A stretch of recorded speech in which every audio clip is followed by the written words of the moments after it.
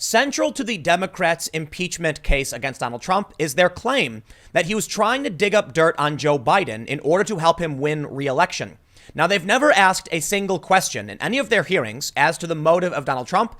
They've presented no evidence as to the motive of Donald Trump. They simply argue about the Ukrainian investigations. Even right now, Trump's defense is arguing about Ukrainian investigations, about FISA warrants, but not once has anyone seemed to ask, why don't you ask a witness if Trump ever expressed anything about losing his re-election? The answer is he probably hasn't, and this case seems to be flimsy. But now it gets kind of, well, a bit comical. Recently, Rachel Maddow did an interview with Lev Parnas, one of these shady figures who was apparently in Trump's circle working in Ukraine. In the interview, Lev Parnas made a bold claim that at a dinner meeting in 2018, Trump ordered the firing of then Ambassador Yovanovitch. Well, immediately people started asking, wouldn't that exonerate Trump? Isn't that exculpatory evidence? Joe Biden didn't announce he was running for president until April 2019. And this dinner took place in April 2018, a full year before. While many people were saying this, we now have absolute confirmation, and we now know why Trump wanted to fire Yovanovitch. Leaked audio tapes of Trump at this meeting are now going viral, with the number one trend being Trump tapes. In it, we learn Trump wanted to fire Yovanovitch because she was bad-mouthing him and was a holdover from the Clinton administration, and that Trump was actively engaging in whatever you want to call it, the investigations in Ukraine, a full year before Joe Biden even announced. I want to go through this stuff. There's your general opening, lead. There's a lot more I want to talk about, though, because do you think the media is telling people the truth? Do you think progressive outlets are saying to people, listen, if Trump was investigating corruption or whatever, or Biden's, before Joe even announced, then what is your argument he was trying to win re-election? That he was investigating someone who might run? That he wasn't concerned about the people who actually said they were going to run? Doesn't seem to make sense. Of course, now we can see the media, how they're treating impeachment. The stories they're writing are keeping Democrats in a delusional state. I know it's a little harsh. I know the left is probably already mad at me for saying it like that. But listen, I've got a series of stories and comments I want to show you where people on the left do not even have any clue as to what's going on because they're being fed lies over and over again by the media, in my opinion, that is trying to convince them they're winning in exchange for clicks. Let's get started with this quick story. I'm not really going to dwell too much on the Rachel Maddow intro because most of you know Rachel Maddow interviewed Lev Parnas. It was this big groundbreaking interview, tons of accusations, no credibility. This guy was indicted on a bunch of charges, but now we're supposed to trust him. Well, one of the claims he made actually is true. That Trump wanted to fire Marie Yovanovitch, the ambassador to Ukraine. Now, what they argue is that Marie Yovanovitch was in the way of their scheme to pressure Ukraine to help Trump win re-election, and she must be removed.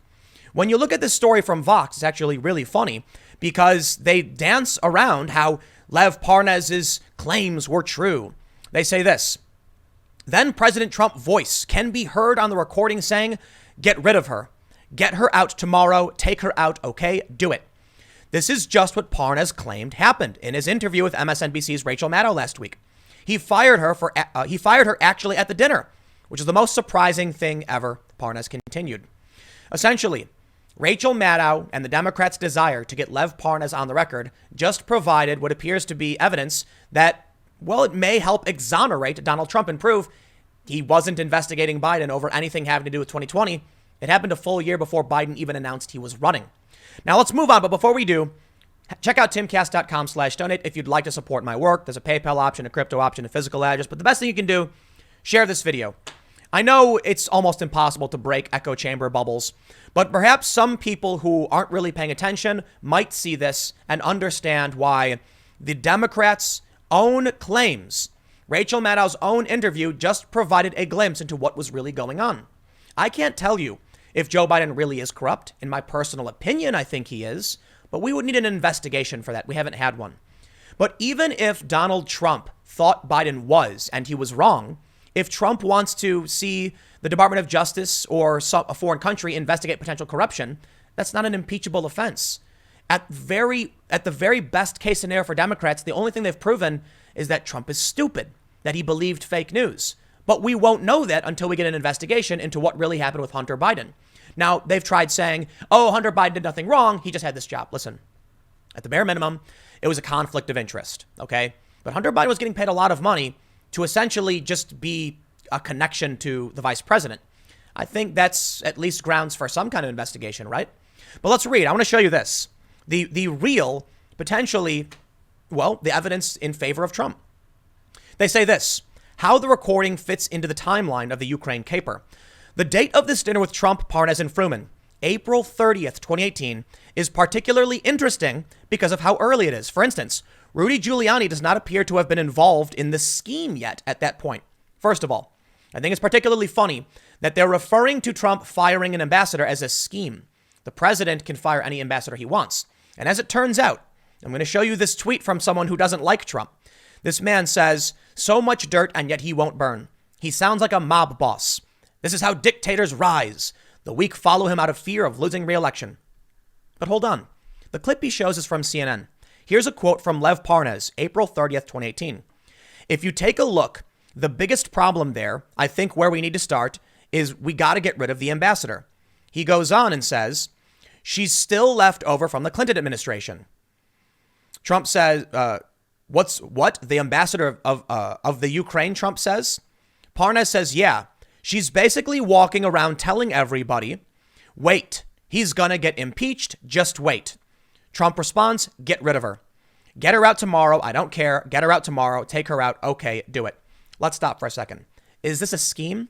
Let me tell you something. If you work for Burger King and a new manager, you get hired by Manager Bob. Manager Bob quits and Manager Bill comes in. And if you start walking around saying, I'm not going to listen to Manager Bill and neither should you because he's going to get fired soon anyway. And then he comes out and says, I'm firing you for bad mouthing me. Don't be surprised. He's allowed to fire you. The important point here is this tape actually provides really bad evidence for Democrats because it shows Marie Yovanovitch was actually undermining American foreign policy. If Donald Trump was trying to weed out corruption in Ukraine, I'm not going to make assumptions here. The left certainly wants to make the assumption Trump was trying to dig up dirt on Biden. But as we can see, the date precedes, or it was well before a year Joe Biden was ever going to announce. So here you have Donald Trump, the president of the United States, trying to implement a foreign policy. When the ambassador to Ukraine is going around saying, wait, he's going to be impeached, just wait. What does that mean? I can make a lot of assumptions, in my personal opinion. It sounds like she was telling people not to listen to Trump or the U.S. foreign policy because Trump would be removed from office, thus undermining Trump's plan. Trump is the president of the United States. Even if you don't like him, it's his responsibility and privilege. He was elected. He gets to decide foreign policy, not the ambassador. Upon finding out she was being insubordinate and bad-mouthing him in a foreign country, he said fire her. Not a scheme, not a scandal. This is the problem. Vox is framing it as though this was some kind of nefarious plot to dig up dirt on Biden a year before Biden even announced. We didn't even know if he was going to run. Why would Trump want to investigate a potential rival instead of his actual rivals, people like Bernie Sanders, people who we knew would actually try and run? Now, perhaps there was speculation, and some people say, oh, please, Trump knew Biden was going to run. That's why he started early. So what they're really saying is Trump was investigating Joe Biden before Biden even announced. Under that logic, it would say that not only is someone running for the presidential office not allowed to be investigated, that's absurd, of course they can be, but they're also saying someone who might run for the office of the president can't be investigated either. That's insane. Now, it sounds like in this meeting, there is no scheme. It sounds like it has absolutely nothing to do with Joe Biden. It sounds like it has something to do with enacting foreign policy. And it sounds like they are trying to connect the firing of Marie Yovanovitch into some bigger scheme it has nothing to do with. This recording, in my opinion, shows that Trump was sitting at a dinner. Someone said, hey, you know, your employee is bad-mouthing you. And he was like, then fire her. Get rid of her. We can't have her undermining my plans. I'm the president, right? That's all we hear. There's no big scheme, apparently. But they try and paint it that way. Why would Vox try and convince people of something that is just completely out of context? Calling this a scheme is absurd. It's a boss firing an employee. They say this. Rather, at the time of the dinner, Parnas and Fruman were buying access to Trump donor events with large campaign donations. And it was Parnas who seemed urgently interested in getting Trump to fire Yovanovitch. It is unclear why or for whom he was pushing for Yovanovitch's ouster. Evidently, Trump was happy to order Yovanovitch's firing there and then. But Parnas told Maddow, an aide told Trump it couldn't be done yet because Mike Pompeo hadn't been sworn as Secretary of State. Pompeo, in fact, had been sworn in, but was just taking the reins of the State Department. After this, in May, Parnas and Fruman met with Rep. Yada yada. Here's the point. The worst thing we've learned from this is that Trump potentially fired an ambassador because someone badmouthed her. I'm sorry, not an impeachable offense. I mean, it would be a bummer, right? Imagine you're working at Burger King. We'll go back to the Burger King analogy. Imagine you work at Burger King and you get a new boss, and one day the boss fires you and you don't know why. And then it turns out another employee was lying about you. Yeah, guess what? The boss is still allowed to fire you if he hears you're doing bad things and believes it. It might not be justice. Marie Yovanovitch may have been fired in a way that we might think is unfair, but Trump is allowed to do it. It is not an impeachable offense in any way, nor is it a scheme. Now, you can blame Parnas for sure. We can absolutely argue that Parnas was trying to manipulate the president, and that's possible. Maybe the worst thing the Democrats have actually proven is that Trump is stupid, like I said earlier. But that's still an assumption. The assumption I make from seeing Parnas talk is that he was being asked about what's going on in Ukraine and why aren't we moving forward with, anti-corruption or whatever it is Trump wanted to do, good or bad. Parnas said, well, it's because your ambassador is telling people not to do it. It's because she's saying, wait, he's going to be impeached. So then Trump was like, well, then we're going to get rid of her. And there we are now. We are here in a situation with no evidence, speculation. Democrats have not asked a single time. Go back to the impeachment hearings in the House. Did one Democrat at any point say, did Trump ever express fear of losing to Joe Biden? What was Trump thinking about 2020? Did Trump ever express concern over anyone beating him in the re-election? Never happened. They never asked a single question about Trump's motivation. They assumed his motivation and provided no evidence. And in the wake of this, when we even have evidence that whatever was going on well before Biden was even running for office, they still try and claim in the media that this is all part of a bigger scheme. Instead of saying what's shocking about this is how early it was, showing the Democrats may be wrong, they say what's shocking is that it was so early. And that's it. Are you going to point out that Biden wasn't even running for office? In fact, if I was going to make any speculation, it would be that Joe Biden announced his run because he knew he was being investigated. But that's equally absurd. For the Democrats to leap from Trump withheld aid to Ukraine to he's trying to cheat in his reelection without evidence is as absurd as saying Biden is running to shield himself. Neither of which are going to be proven. The point is, Democrats have no evidence. And that brings me to impeachment. The media will consistently tell people that the Republicans are running scared, that Trump is in serious trouble now, that Adam Schiff just went viral with his impassioned plea. No, Adam Schiff is not going viral. Republicans are not scared. They're bored. Let me show you how the media is playing this game. Here's a tweet. Gabriel Sherman of Vanity Fair tweets, fear over impeachment grows in Trump world. Sources close to Trump legal team shocked by how powerful Democrat arguments have been. My latest. This is not real. This is not true, okay? I know many people who are high-profile Trump supporting personalities, conservatives. I have heard from literally no one, anywhere, at any point, that anyone on Trump's team is concerned. In fact, they're not concerned in the least. It's the opposite. They're extremely confident. So why would the Vanity Fair try and tell Democrats that Trump's running scared, that his team is so worried about the power of Adam Schiff? Why would we then see this article from the New York Times? Emotional Schiff speech goes viral, delighting the left and enraging the right. You know what? I'll stop. It's actually technically true. It did go viral. It did delight the left and it did enrage the right, but not for the reasons you'd probably assume. The reason these videos enrage the right is because it's Adam Schiff saying the same thing over and over and over again. Trust me, I've actually been partially watching impeachment, but it's been very mind-numbing, so I've kept it kind of to a minimum. But yes, every day, Fox News has been covering the impeachment trial, and Adam Schiff has been literally saying the exact same thing. I'm not exaggerating. Okay, not literally the same thing, but figuratively the same thing. It's the same phrases. Words are slightly different. He's not reading a script for the most part. I mean, he probably is reading talking points. But it's basically the same assertions over and over again without evidence. Trump did this. Trump pressured Ukraine to win in the election. The next day, Trump pressured Ukraine to win an election. No evidence. None whatsoever. Now we see this viral video, apparently. And no one on the right is enraged by it in terms of a good argument. They might be enraged by Schiff in general because he's extremely annoying. What's really funny, is that I could be wrong about this, but I believe not only is Donald Trump the first president to be impeached with having violated no statutory crime, but it's the least articles of impeachment for any president ever. Just 2. No real crimes here. So it seems to me that because the Democrats don't actually have anything to say, they're pattering, right? They're padding their speech up with fluff talk to make it seem like there's a lot more going on than there really is. In reality, this we've now learned, thanks to Rachel Maddow and CNN and other allies in the Democratic Party who wanted Parnas to speak, we now learned that Trump was doing whatever he was doing a full year before Biden was even running for president. That seems to undercut everything the Democrats have claimed. Like, what's your serious argument? And the argument I've seen is, well, Trump, he knew Biden was gonna run. That still doesn't make sense. There were no polls. There was no evidence Biden could beat Trump. There's no reason for Trump to even be thinking about who he'd be running against and a strategy.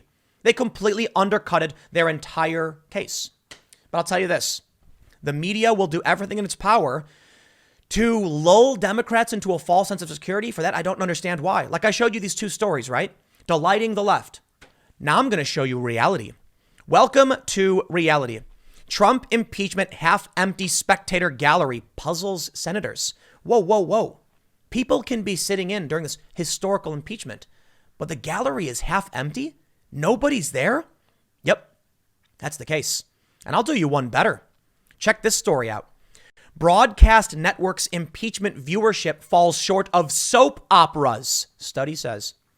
Not only did the Democrats, their allies, Rachel Maddow, for instance, just provide evidence that the Democrats' case is completely false, that Trump was doing whatever he was doing well before Biden was around, we now can see that people care so little about impeachment. Soap operas are doing better. In fact, on the day, I believe it was day 1 of the impeachment hearings, CBS, one of the largest networks in the country, stopped covering the impeachment trial and switched to soap operas, regularly scheduled programming. Journalists were shocked. This is a historical moment. How could one of the biggest networks in the country refuse to cover this?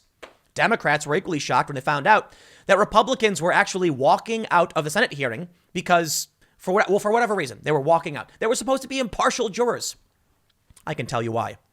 Because Adam Schiff, Nadler, and the other impeachment managers are literally saying the same things over and over and over again. CBS didn't want to cover it. They turned it off. What's the strategy of the Democrats here? To bore Americans to the point where they beg for mercy? It's not working. If the press won't cover it, and they're starting to fall out, and the Republicans don't want to hear the same thing 28 times, what do you think's going to happen in the end of this? And why would they be doing it? I honestly have no idea. The only thing I can say is I presume it's incompetence. Here's the best part. I'm going to show you some comments from Reddit. The story about the emotional plea from Adam Schiff they claim is delighting the left. We can see it on r/politics on Reddit. If you're not familiar, this is one of the largest political forums in the world. And for some reason, it's essentially the mirror image of the Donald. By mirror image, I don't mean the identical. I mean it looks very similarly in what it talks about, but it's an inversion. If you go to the Donald subreddit, you'll see them praising the president and defending him. If you go to politics, you're supposed to get an impartial political discussion, but instead, it's literally just Trump is awful. Let's look at some of the comments. We can see here. This comment says, "This was one of the most powerful speeches in American history. Schiff is an absolute legend and patriot," they say. Is there a link to it? Then we see this link here. Surely this will have compelled Trump supporters. And someone responds, "One thing that stands out to me is that there are so many Trump supporters." Okay, hold on, let me try this again. One thing that stands out to me, there are so many Trump supporters argue from an appeal to emotion standpoint. Very bad grammar, mind you, but I don't understand. Fine, we'll move on. To their credit, they only ever said facts don't care about our feelings. They never said facts don't care about theirs. Well, I clicked the link. What we actually get, they were responding to nine different arguments from a Trump supporter as to why they don't think the speech from Schiff actually mattered. Basically saying that it's just, first of all, characterizing investigations as political.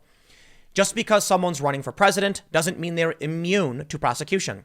Says, we all know Trump would do this. That's not very compelling. He chose Rudy Giuliani over his own FBI director. Trump is allowed to trust whoever he wants. 4, he chose to believe Rudy Giuliani instead of the NSC. So what? Trump is allowed to do this. You can argue he's a bad president, but you can't impeach him for being stupid. Basically, the point I'm trying to make here is, if you look to how these lefties and anti-Trumpers are being lulled into a false sense of security, they are essentially in an echo chamber telling each other how much they're winning, listening to the press claiming that Trump and his supporters are freaking out. They're arguing that Trump supporters are acting based on emotion, when in reality, they're presenting actual arguments as to why Schiff has not proven his case, yet still believing it's an appeal to emotion. It's not. Adam Schiff presented no real evidence. Something really funny happened the other day when this guy from CNN tweeted out a fake quote, said, "I overheard Republicans say that if half of what Schiff is saying is true, we are up S Creek." The funny thing about the fake quote he made up and later admitted to is that even in his fictional version of reality, Republicans were in a room where Adam Schiff presented no evidence. That's why they said if what he said is true, because certainly if Schiff presented real evidence, they'd say, wow, it's true, right? But Schiff has presented no evidence. I'd like to once again bring you back to reality. And the reality is Donald Trump's approval rating is averaging around an all-time high. His all-time high, I believe, is 45.3, except for right when he got elected, when it reached around 46, I believe. But then it dropped quickly. And in the first year or so of his presidency, it was very low. Today, the aggregate approval for Donald Trump is 44.9, not the highest it's ever been or the second highest it's ever been, but still higher than average if you look at the entire duration of his first term. But more importantly is support and opposition for impeachment. We are at now tied for the largest spread. No's have it. There is 48.3% in the aggregate saying no to impeachment and removal. There's 47.2 saying yes. This is tied for the largest spread. The previous, I believe, let me see if I have the date here. It's not scrolling down. The previous time was December 25th, when it was also a 1.1 gap. Again, in reality, Republicans are not scared. Trump is not scared. Most of the country in the aggregate, not a single poll, opposes impeachment and removal of Trump. Now, he's already been impeached. Now we're talking about the removal of the president. The majority, according to the aggregate polling, is no. Yet for some reason, they all want to believe that Trump is scared. Their own evidence is coming out. And instead of telling people, whoa, Trump was fired Yovanovitch a year before Biden even announced? Well, that would totally undermine that Biden was even running, because how could Trump have a scheme to dig up dirt on a guy who isn't running for president and know he needs to fire Yovanovitch? That's just ridiculous conspiracy theory nonsense. Occam's razor would suggest the simple solution. Marie Yovanovitch was bad-mouthing her boss, so her boss fired her. Trump heard from somebody that she was bad-mouthing him, so he fired her. Now, by all means, you can argue that Parnas was involved in some kind of scheme to manipulate the president. That's fine. But that doesn't mean Trump did anything wrong. It means Parnas did something wrong. The dude's already been indicted on a bunch of things. So, hey, maybe that's true. So perhaps Marie Yovanovitch shouldn't have been fired. Too bad. Her boss heard she was bad-mouthing him. Trump said, I don't care. Get rid of her. And now what do we hear? Shocking. The scheme was going on longer than we thought. A sane, rational person would say, doesn't that disprove your entire claim? Which brings me to the media again, because it seems the media's complete desire is to make sure the narrative persists and perhaps for ratings. Check out this story from The Blaze. Stephanopoulos caught on air frantically signaling to cut feed of Trump's attorney's presser. Let me just tell you what happened. There was an attorney for Donald Trump talking about their case and their defense, explaining why Trump was not guilty of wrongdoing. And accidentally, it would seem, ABC cut back to George Stephanopoulos, who can be seen drawing a line over his neck. Essentially, we assume he's saying, end the feed, shut it down. And it caught him a second early, and then he looked like, oops. I'll tell you this, to be fair, it's possible he was just saying, we've had enough of this. We don't need to hear anymore. It's boring. We're not learning anything. Let's bring it back to the host. Or perhaps he had a producer in his ear saying, come on, let's bring it back to the news. We've had enough of this guy. Even if that was the case, and George Stephanopoulos was not being biased, why would they cut off of Trump's attorney's presser anyway? Why would their opinion be, we shouldn't show this? In reality, all that matters is he was literally saying, turn off Trump's lawyer defending him. And that's what happens. Even if it's about clicks, about traffic, about money, about their interest, the left will not hear from Trump's attorney and they will not hear the evidence. And then they get roped into this false sense of security. I bring you now to another story. I got a long one for you. I got a lot going on. Check this out. Sanders seizes lead in volatile Iowa race, Times poll finds. You see stories like this, and it shows Bernie Sanders leading the pack. He's going to win in Iowa. Now, I think it's fair to say that the Democratic primary is the big focus in the news because, Trump's we know Trump's running as the incumbent. It's fine. The issue here is that the story in the actual wide view of politics is that Trump is in the lead in Iowa with Bernie Sanders in second. Again, I understand the New York Times is focusing on the Democratic primary, and that's fair. But when people hear this news, they incorrectly assume, some of them, that Sanders is leading everyone, including Trump. I think it would have been better to say Trump is leading all candidates in Iowa, according to new poll, with Bernie Sanders leading the Democrats. Perhaps telling everyone about everything. If you're going to include this, where it shows Trump basically beating every single candidate in the Democratic lineup, and he beats Bloomberg by a lot. Perhaps the story needs to be Trump approval rating up, support for impeachment down, support for president in Iowa up. Trump is leading all Democrats. The Democrats don't hear that. They hear about these scandals. They hear about these crazy interviews that turn out to be nothing, turn out to be absolutely nothing. And then they go around believing that Trump is in trouble, that Trump is scared, that Trump's people are freaking out, that they're worried about losing. Oh, heavens. Like Vanity Fair said, fear in Trump land over impeachment. They're so worried. They're actually not. They have public support. They're prepared to win. They're raising record amounts of cash. The Democrats accidentally just presented evidence that exonerates Trump. Why would anyone on Trump's team be worried about anything? They look at my content after this. They see all this fake news. Then they see my videos and they say, Tim Pool is just lying to defend the president. Sure. Believe whatever you want. But Trump is prepared to win in Iowa. And that's all that matters. You can believe whatever you want to believe, but reality still happens. And while you're sitting there screaming about how you're going to win this impeachment trial, or that the Republicans refuse to hear the evidence, it's just not true. When Adam Schiff gave his impassioned speech, where the Democrats, these lefties say, wow, the most powerful speech in American history, they wonder, why won't Republicans actually hear it? And you know what they say in the comment section? They actually said it's because Fox won't show them. It's funny. I have Fox News on right now. They absolutely did show all of Schiff's quite infuriating speech. And let me clarify about infuriating. Yeah, the New York Times is correct to say it's enraging the right. It's enraging because he's saying the same thing over and over again. Nothing new. But they did show it. But as you can see on Reddit, they seem to think Fox isn't showing people when in reality, they are. What a weird world we live in. I watch Fox, I watch CNN, I watch MSNBC. I see what they're talking about. For some reason, I can point out how Vox is not telling you this is actually good for Trump. They're not explaining that Trump is winning across the board. Yet it's the people on the left in the bubble who think it's the other way around, even though they're wrong. Fox News did show Schiff's speech. I was sitting here and I was really annoyed by it. Great. I heard Schiff say the same thing he said every single day for the past several months. That's why it's annoying.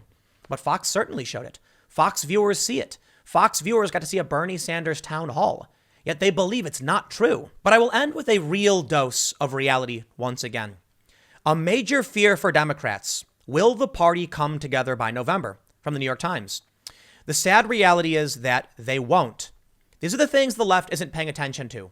While they screech about their tremendous victories over Trump and impeachment, which are just not happening, we see stories like this. The Democrats are scared the party is fractured and they can't win. And according to Newsweek, only 53% of Bernie Sanders voters will definitely support the 2020 Democratic nominee if he doesn't win. Poll. You know what that means? 47% of Bernie supporters may actually be Bernie or bust. I think it's fair to say many of them will probably begrudgingly vote for the Democrat, but the Bernie or bust numbers appear to be much greater. And with Bernie Sanders leading the Democratic pack in Iowa, this is very, very bad news for Democrats. But I think I'll save all of this for a 6 p.m. segment because I've already gone very long. But you get the point. The Democrats and their allies have accidentally just proven Trump's innocence. As far as I'm concerned, Trump was not investigating Biden or anybody. He just wanted to fire an employee who was bad-mouthing him, thus undercutting all the claims about this big scheme.